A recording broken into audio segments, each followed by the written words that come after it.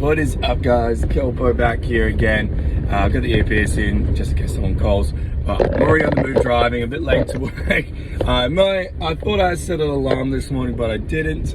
But I'm not going to be late because I'm always up. I'm always up early. Anyways, it's a few days later, but it's my reaction to, well, not my reaction, it's my thoughts on the last UFC event with Islam against Moicano.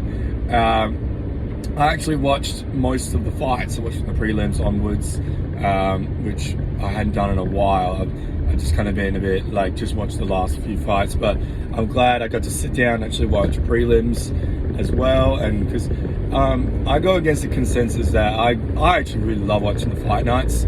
I love watching up-and-comers, prospects get their name. And that's actually going to be a good point about this card. So with the prelims, they were actually quite good. I forgot the Russian guy's name that actually obliterated the other dude. Sorry, I'm not doing the best right now. But I'll just start with the Peyton Talbot fight because I know they moved him up, but he's an example of that prospect that I was very excited for because his last couple of wins, he absolutely obliterated everyone in front of him. His strike, his counter strike, his pressure, his youth, his speed. It's a shame that he came up against Bernard Marcelo because it was a real test for him, a real veteran that had great grappling skills and could hold himself on the feet. And he was a proper mixed martial artist. So Peyton had already versed people who were half decent at striking, maybe good at grappling, but not like a veteran at grappling. And so Bernard Marcelo went out there and just grappled Peyton, but Peyton didn't do too bad. Peyton didn't do bad at all. Peyton just couldn't do enough to create space to get striking. It was only really in the third round that he was able to start negating some of it, but it was a little bit too late, and Marcelo just had his will against him. And it's a good learning curve for Peyton. He can come back, really get his ground game, his wrestling down pat.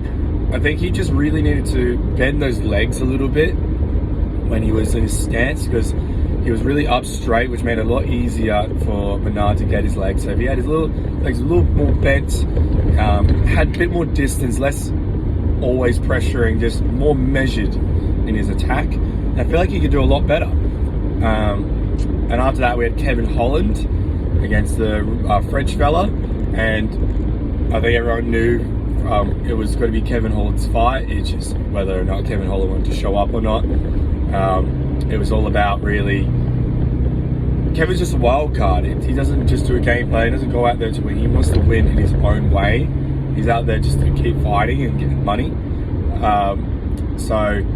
But he didn't fight welterweight. He fought middleweight, which he doesn't weight cut for it. And he does, everyone else in that weight class weight cuts for it, so they're naturally bigger than him. So, and against a wrestler, grappler, you're just going to get outsmoked, and that's exactly what happened. So, sucks for Kevin Holland, but it is what it is. So two ruiners for the multis, I must admit. Two people ruined those multis for not just me, for a lot of people. I like my mate who actually did win a lot of money off the Peyton Talbot fight. He bet on the other guy. And then we had Spivak versus Jason Almeida. That was actually very interesting because Spivak actually lost a lot of weight for that fight, and he looked a lot leaner. And he actually put Jaden Almeida on the back foot for the first part of the fight. His striking was better. He was heavier. He out wrestled him. And I actually thought maybe Spivak could do it. And then the second round, Jayton managed to counteract, put his wrestling on and finish the job. Pin his legs down and ground pound him on his back.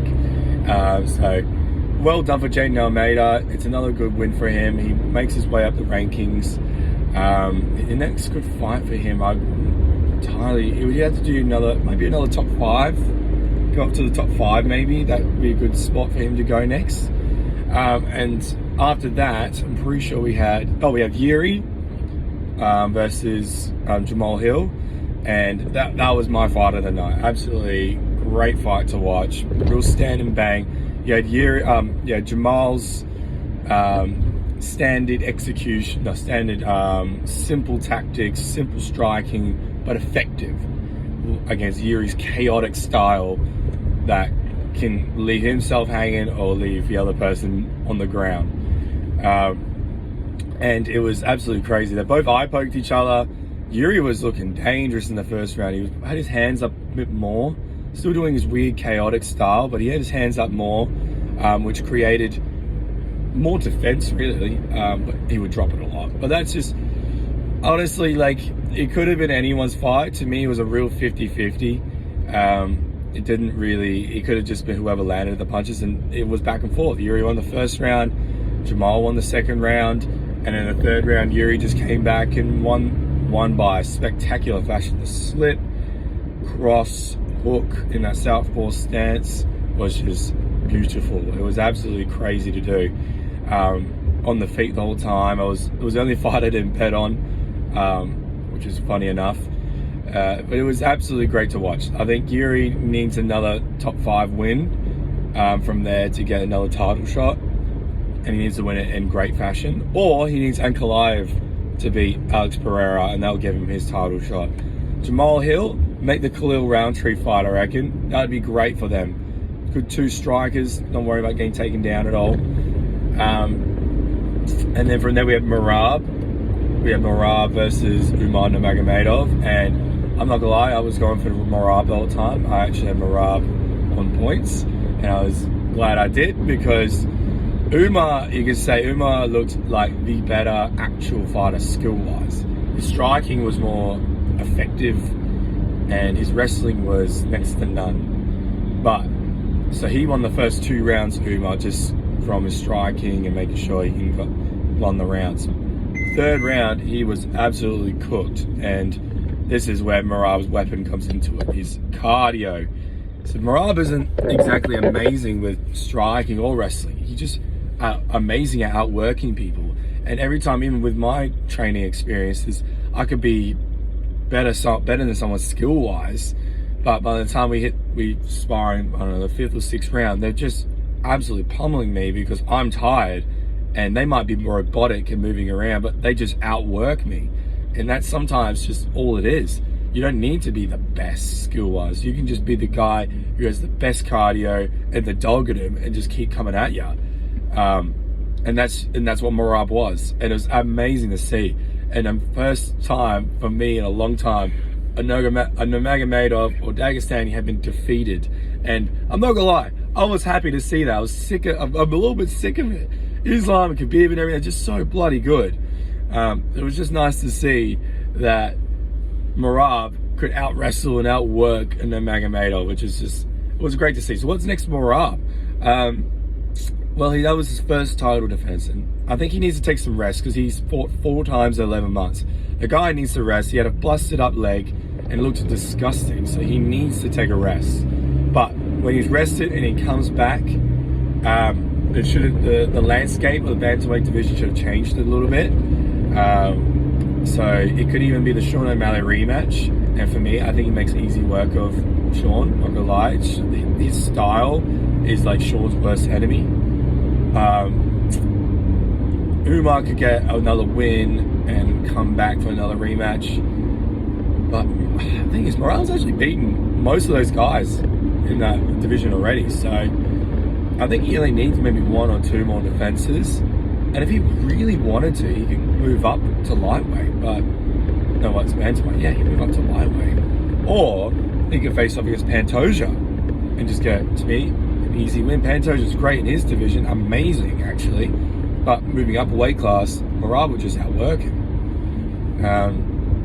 So it's a bit harder to choose that one, to be honest, with the bantamweights, because he has beaten most of them. But yeah, he could submit himself another defense or 2 against any of his rematches and just say, hey, look, that's me. I've cleared out that division. I want to work for greatness. And that's almost the same with the Islam fight.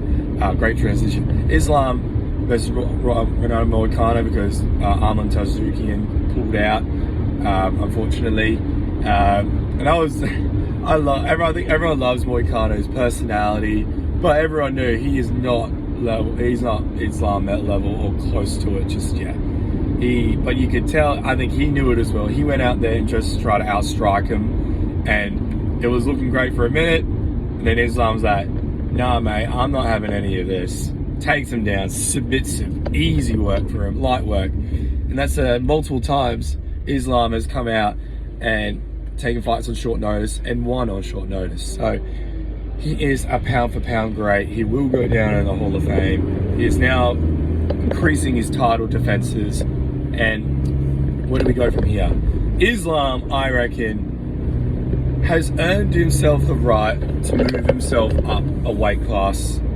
I think it's about time. If they don't make the fight with Ilia Topuria moving up, get Islam. He's deserved a chance to go to welterweight at this point. He deserves it. So get him a chance to get, like, he's already moving out of Khabib's shadow, this and that. If he does want to do one more lightweight defense, fair enough. There are a lot of killers in that division still. So you can get the arm and fight again, submit that. But really, I think he's already submitted himself now in the lightweight. So get himself up there, get himself in the welterweight, go for a chance, go for glory, and really submit himself, not just a Dagestani Khabib's protege, submit himself as an all-time great. Submit himself as possibly one of the greatest of all time. So, absolutely incredible. That was a great card. It was actually one of my favorite cards I've seen in a long while. Very happy for it. And I think the next 5 nights is Izzy. So I'm very excited. UFC's got a big year ahead of them, and I can't wait to see more of it. Thank you as always, guys. I'll catch you in the next video.